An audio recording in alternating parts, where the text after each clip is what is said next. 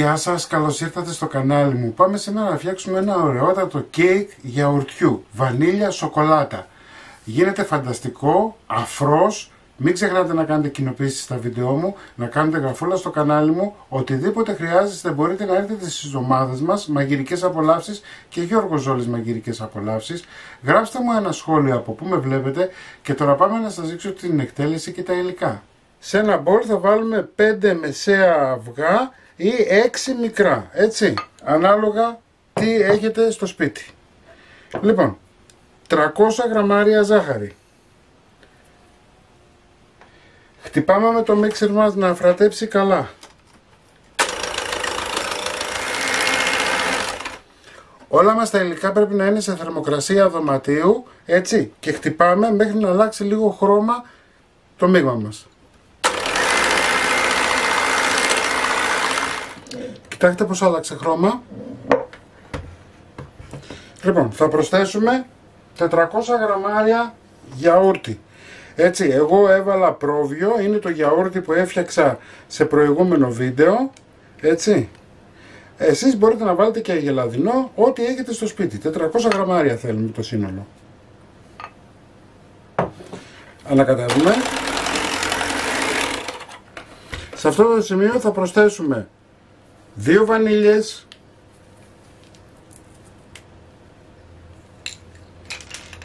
μία καλή τσιπιά αλάτι,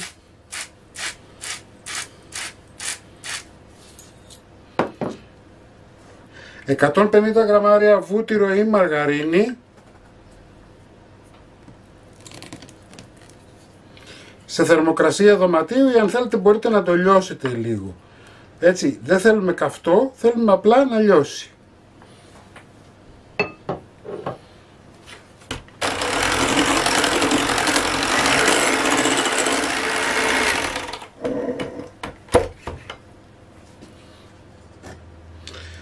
Εδώ έχω 500 γραμμάρια αλεύρι για όλες τις χρήσεις. Θα βάλω 20 γραμμάρια baking powder.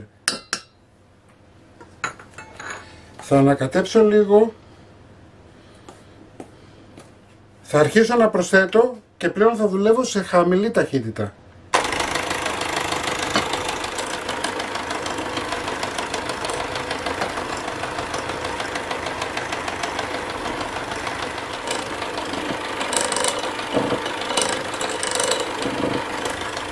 Σε αυτό το σημείο θέλουμε λίγο υπομονή, μην μου το βάλετε σε γρήγορη ταχύτητα γιατί δεν θέλουμε να μας κάτσει, δεν θέλουμε δηλαδή να μας φύγει ο αέρας από μέσα.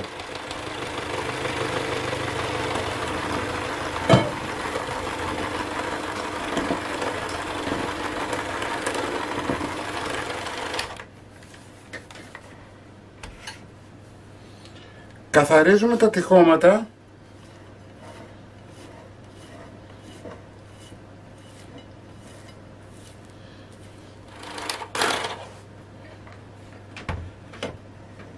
Σε αυτό το σημείο θα πάρουμε τη μισή ποσότητα και θα τη βάλουμε σε μία κανάτα.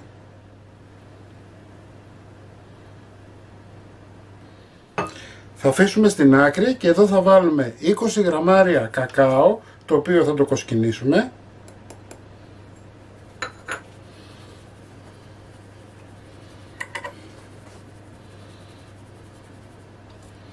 Και από τη στιγμή που βάζουμε στερεό υλικό, σίγουρα πρέπει να βάλουμε και ένα υγρό. Εάν δεν βάλετε υγρό, θα σας γίνει πάρα πολύ σφιχτή το κέικ σας και δεν υπάρχει λόγος να το κάνετε.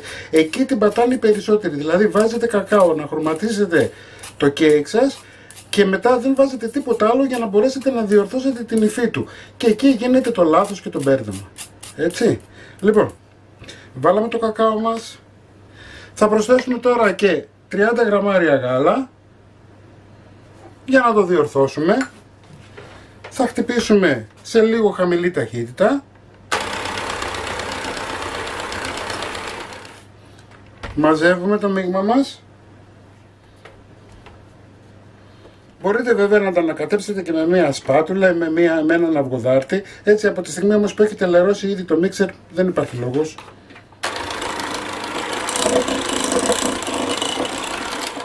Λοιπόν, και είμαστε έτοιμοι. Βλέπετε ότι η υφή είναι σχεδόν ίδια και με την βανίλια, με το άλλο κομμάτι που φυλάξαμε.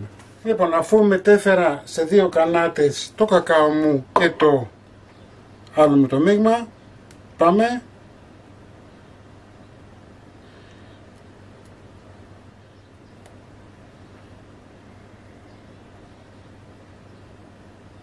Συνεχίζουμε με κακάο.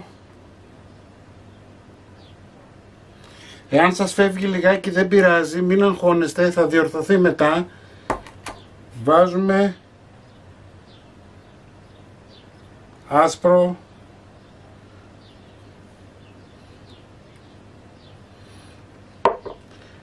κακάο,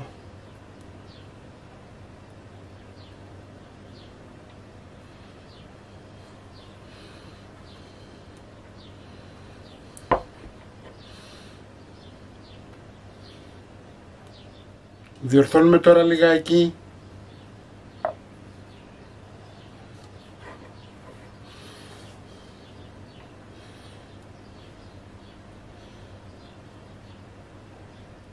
Πάμε τώρα να βάλουμε την τελευταία βανίλια μας.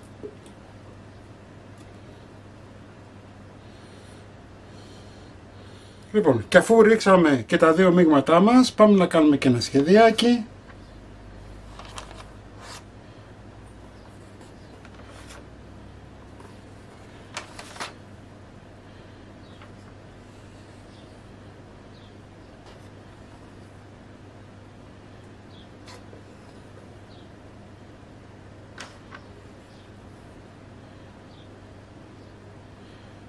Διορθώνουμε εδώ λιγάκι.